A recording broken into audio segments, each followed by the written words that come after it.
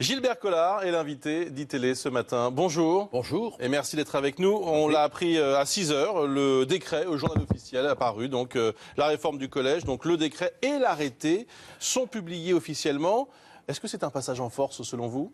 C'est le moins qu'on puisse dire. Le gouvernement se moque des manifestants, il ne tient aucun compte des syndicats qui souvent du reste représentent son électorat. Mais passer en force, ça ne veut pas dire pour autant entrer dans les esprits. Alors, Madame Najat Vallaud-Belkacem pourra continuer à avoir son sourire aigu, mais c'est pas pour autant que les enseignants vont se plier à ce texte qui est complètement aberrant, quoi, qui est un instrument vraiment de destruction de notre éducation nationale. François Bayrou appelle ce matin à une manifestation nationale. Vous pourriez d'ailleurs vous y joindre? Oui, on pourrait rejoindre la manifestation bien volontiers, parce que moi, encore que je ne suis pas certain de l'efficacité de François Bayrou, mais c'est grave quand même ce qui se passe. Bon, alors on a toujours l'impression qu'on fait de la polémique quand on discute, parce que les socialistes sont devenus les rois de l'anti-polémique dès qu'il s'agit d'eux. Mais c'est quand même pas innocent qu'on fasse disparaître le latin et le grec au moment où tout le monde s'émeut de la destruction possible de Palmyre. C'est pas innocent qu'on laisse 20%... Quel rapport entre les deux? L'Antiquité, mon vieux. Grec, latine. Enfin, on ne peut pas d'un côté s'émouvoir que les livres de Pierre tombent et que d'un autre, on n'enseigne plus la romantique, le latin, le grec. Comment expliquer le pont du Gard? Comment expliquer les cathédrales? Comment expliquer notre histoire? Bon. Et on rend obligatoire des enseignements et d'autres facultatifs. Enseignement de l'islam obligatoire. Enseignement de la traite négrière obligatoire, enseignement de la colonisation obligatoire, latin-grec facultatif. Bon, je veux dire qu'il y a une... Moi, je le dis très clairement, pour moi, dans ce projet, dans ce texte, qui est applicable maintenant, enfin, dans un an, il y a une vraie volonté de communautariser l'éducation nationale. Le FN est-il finalement assez peu audible sur cette question-là? Écoutez, moi, j'essaye de me faire entendre. J'ai fait dans ma petite émission artisanale de Boulémo une chronique pour dire à quel point je suis contre ce texte. Mais on aurait pu nous entendre beaucoup plus. Oui, on aurait pu nous entendre beaucoup plus. Oui. Marine Le Pen, ça l'intéresse pas? Mais non, ce n'est pas que cela ne l'intéresse pas, mais... J'aimerais bien avoir son avis. Je pense mais elle l'a donné. Elle l'a donné à qui? Elle l'a donné, elle a fait des communiqués de presse. Vous n'êtes pas obligé de lire Marine Le Pen du matin au soir. Elle n'est pas au cœur de ce débat. Mais non, mais on y est pour elle. Moi, j'y suis, je vous garantis. Et puis quand j'y suis, c'est aussi quand même un peu elle. Et il faut savoir qu'on est plusieurs à représenter Marine. Et quand je parle, moi, de la réforme que je conteste, c'est Marine aussi qui s'exprime.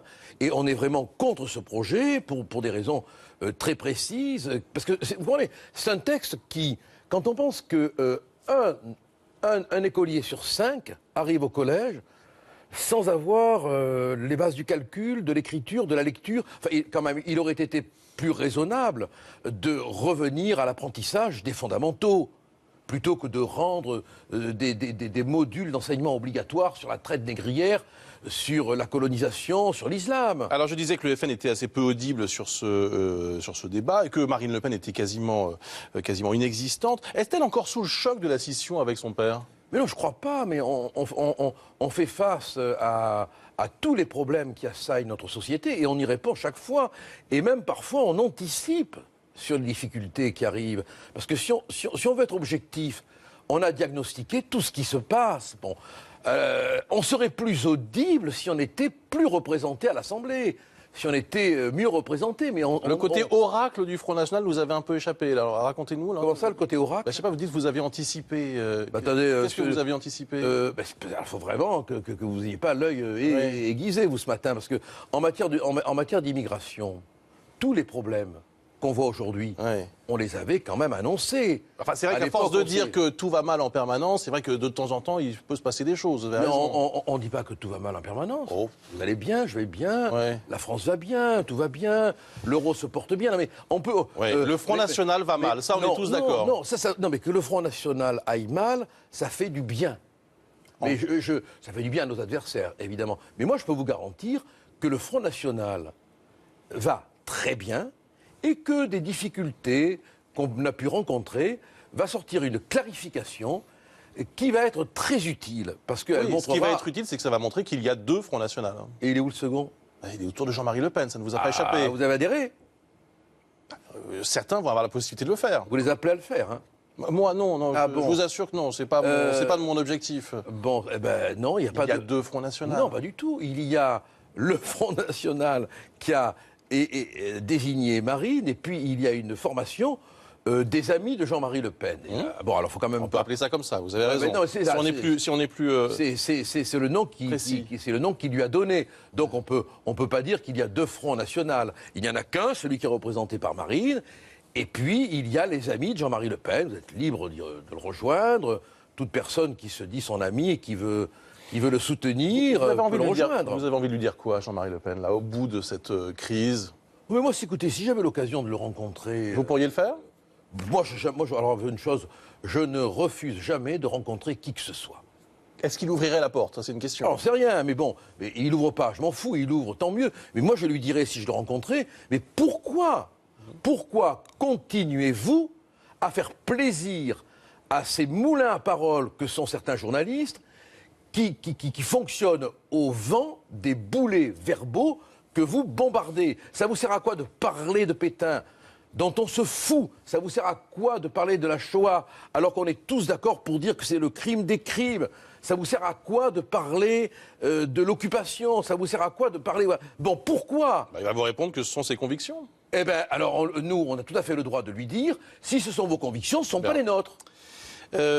Marion Maréchal Le Pen, votre collègue de l'Assemblée, sera-t-elle candidate en région PACA, en régionale? Je pense que oui. Elle fait durer un peu le suspense, là. Fait durer le plaisir. Ouais, alors? Oui, oui, moi je pense qu'elle sera candidate. Il n'y a pas de raison pour qu'elle ne soit pas candidate. Avez-vous approuvé sa réaction au sujet de l'affaire Zied et Bouna, le jugement du tribunal de Rennes? Ce verdict, a-t-elle écrit sur Twitter, prouve que la racaille avait bien mis la banlieue à feu et à sang par plaisir et non à cause d'une bavure policière. Tout cela après la relaxe des deux policiers. Où est le problème? Il n'y a rien qui vous dérange dans cette phrase? Qu'est-ce qui vous dérange, vous? Tout. Tout. Bon, alors. Qu'est-ce qu'elle a dit, Marion? Elle a dit que la racaille, premier problème, la banlieue à feu et à sang par plaisir. Mais attendez, on va pas faire la langue de bois, là. Hein. Oui, bah allons-y. Ça sert, pendant 3 semaines d'émeute. Si demain, ces charmants jeunes gens, hein, armés de sucre d'orge, avaient dévasté votre boutique, pillé votre matériel, brûlé vos voitures, incendié vos pneus. Où est le plaisir? Mais ça a été analysé à l'époque. On a même dit, je l'ai lu, qu'il y avait un plaisir de détruire, un plaisir de casser. Et sinon, ils l'ont fait pourquoi? Alors vous justifieriez les émeutes parce que 2 jeunes, et moi je me tais sur le chagrin, hein, je ne me permettrai pas de faire le moindre commentaire sur la peine des parents, sur le deuil, hein, ça je me l'interdis. Mais quand même, on a affaire à des voyous. Alors on les appelle des voyous quand on veut employer un langage que les journalistes tolèrent. On les appelle des délinquants quand on est magistrat. Et quand on veut employer le langage que tout le monde emploie, on dit des racailles. Il ne s'agit pas des victimes, qu'on se comprenne bien. Émeute égale plaisir, vous êtes sûr de vous, là? Mais il y a plein de criminologues qui le disent. Vous avez l'air de tomber de votre micro. Il y a plein de criminologues qui démontrent qu'il y a des individus qui cassent. Mais quelle est votre explication, sinon? C'est une revendication politique de briser les vitrines des magasins, de casser les abribus, de jeter des projectiles sur les policiers. Un cocktail Molotov, ce ne sont pas des confettis. Des barres de fer, ce n'est pas des sucres d'orge. Non, mais je veux dire, il faudrait arrêter d'avoir la colique des mots. Hein.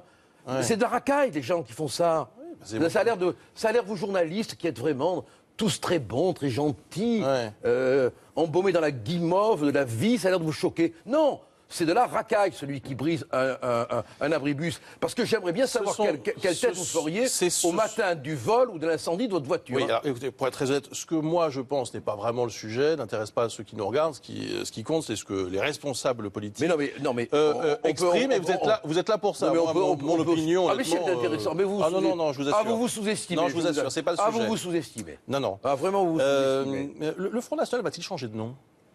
Alors, moi, j'aurais été favorable à un changement de nom, mais Marine, qui décide seule, quand même, avec l'accord du bureau politique, parce que là aussi, il faudra arrêter de dire qu'il y a le numéro 2, le numéro 3, le numéro 4. Hein. Il y a Marine, et puis il y a toute une cohorte de vice-présidents. Hein. Bon, alors il y en a qui se lèvent plutôt que d'autres, qui donc ont le courage matinal, matutinal même, d'aller faire les émissions, mais c'est quand même une collectivité qui décide. C'est une façon de dire qu'on voit un peu trop Florian Philippot? Ah, pas du tout. Ah bon? Moi, j'ai beaucoup d'estime pour Florian, qui se lève tôt, qui assume les émissions de télé, et qui aime ça, et c'est pas moi qui vais lui reprocher, ni vous dans ce métier. C'est pas lui le patron du Front National, hein, comme certains le disent.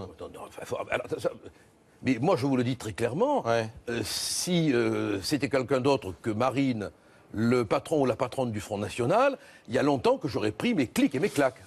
Dernière question pour l'avocat, Gilbert Collard. Vous êtes toujours avocat? Bien sûr, oui. Pourquoi vous avez des problèmes? Non, mais on va évoquer ensemble le délai de prescription. C'est un rapport parlementaire des députés Fenech, UMP et Touret, PRG, qui propose de doubler les délais permettant des poursuites judiciaires. Le Figaro le révèle ce matin. Bonne ou mauvaise idée? Oui, on va en débattre ce matin, du reste, à 10h30 en commission des lois. Moi, je trouve que c'est une très bonne solution que d'allonger la prescription. Je serais même partisan pour qu'on approche d'une imprescriptibilité en matière de crimes de terrorisme et en matière de crimes sur les enfants. Mais les prescriptions que nous avons aujourd'hui, elles datent de l'époque de la diligence. Hein. Bon, il faut quand même qu'on soit capable de suivre l'évolution du temps, des mœurs, et notamment, alors, en matière de presse, par exemple, quand on pense que la prescription est de 3 mois pour les atteintes à l'honneur et à la considération, c'est pas suffisant, quoi. Il faut rallonger aussi les prescriptions. Je suis, bien que ce soit UMP radicaux, je suis tout à fait pour un allongement des délais de prescription. Et alors, tiens, juste question subsidiaire. Vous êtes pour la peine de mort? Non. Je n'ai jamais été pour la peine de mort. Contrairement à Marine Le Pen. Contrairement à Marine, oui. Parce que la justice est trop relative. Confier à une justice relative le droit d'absolu, non. Jamais. Merci Gilbert Collard. Bonne journée à vous. C'est moi qui vous remercie. Et dans un instant, tout de suite même, voici le journal avec Alice Darfeuille sur iTélé.